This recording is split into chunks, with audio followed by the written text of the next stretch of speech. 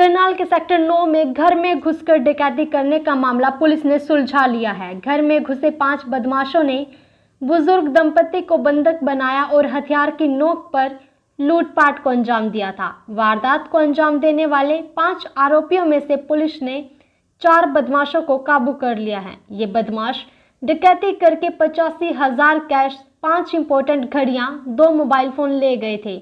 बदमाश इस घर में आसानी से इसलिए पहुंच गए क्योंकि एक बदमाश की मां इस घर में साफ सफाई का काम करती थी। घर में जाते हुए बदमाशों की तस्वीरें सीसीटीवी में कैद हुई थी, जिससे इस डकैती का खुलासा हो गया। डकैती करने वाले 5 नाबालिग बदमाश थे, जिसमें से 4 को पुलिस ने हिरासत में ले लिया और अब कोर्ट में पेश किया जाएगा। ये सब नशे के आदी हैं। पूरा खुलासा सीसीटीवी फुटेज के माध्यम से हुआ है। वहीं इन पकड़े गए नाबालिग आरोपियों में से एक आरोपी पहले भी मंदिर में चोरी कर चुका था, जिसके चलते पुलिस को इन्हें पकड़ने में आसानी हुई। वहीं पुलिस पूछताछ में खुलासा हुआ कि 7 सितंबर को भी इन्होंने घर की रेकी की थी, तब ये डकैती की वारदात को अंजाम नहीं दे पाए थे। अभी इस केस में एक उस आरोपी को पकड़ना है जिसने इस डकैती को अंजाम दिया। वहीं 3-4 आरोपी हो सकते हैं जिनके पास इन्होंने डकैती के बाद शरण ली और अपना सामान दिया। पुलिस ने इनके पास से 8-9 हज़ार रुपये और 4 चाकू बरामद किए हैं। इनको कोर्ट में पेश करने के बाद इनसे पूछताछ में बाकी का सामान और फरार नाबालिग आरोपियों के बारे में पुलिस पता लगाने का प्रयास करेगी।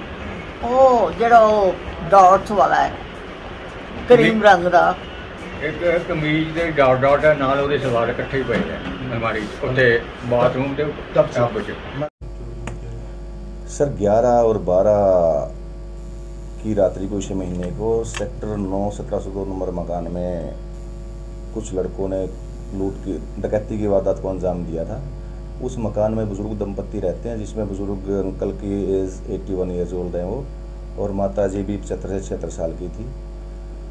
तो उसमें से मकान में से वो डकैती डाल के 85,000 के आसपास रुपए लेके गए थे। दो मोबाइल फ़ोन ले गए, 4 से 5 घड़ियाँ लेके गए थे, कुछ आर्टिफिशियल सामान था जी। और उसमें बुजुर्ग महिला थी, उनके कान में बाली निकालने की उन्होंने कोशिश की, वो निकाल नहीं पाए थे।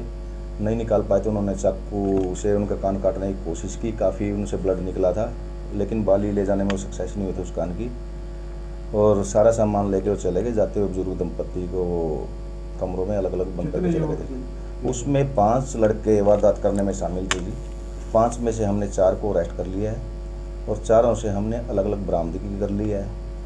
उनमें जो एक लड़का हमारा अरेस्ट करना बाकी रह गया है। एक्चुअली क्या क्या बरामद किए हैं सर? उनमें से हमने एक लड़के से 2100 रुपये, एक चाकू बरामद किया है और कुछ आर्टिफिशियल सामान है, जैसे गले की चैन अंगूठी वगैरह होती है, आर्टिफिशियल है। एक लड़के से एक घड़ी, 5,000 रुपये और एक अंगूठी जो गोल्डन कलर की, वो बरामद की है जी। एक लड़के से हमने एक चाकू और 800 रुपये बरामद किए हैं।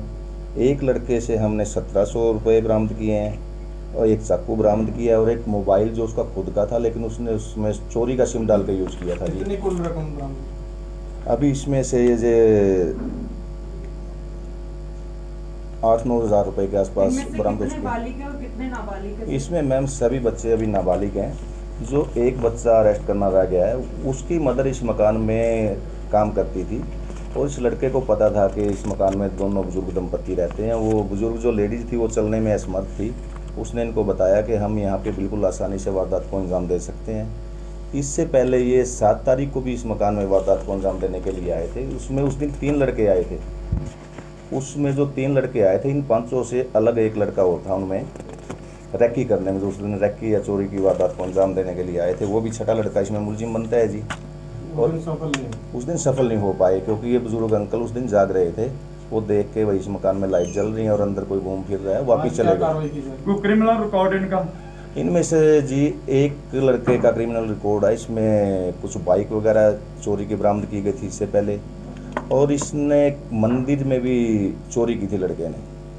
जब हमने इस वारदात की कुछ फुटेज देखी तो हमने चाल के हिसाब से देखा। पहले भी हमारे पास इस लड़के की जो चोरी मंदिर में की थी उसकी फुटेज थी हमारी। इस फुटेज से चाल वगैरह या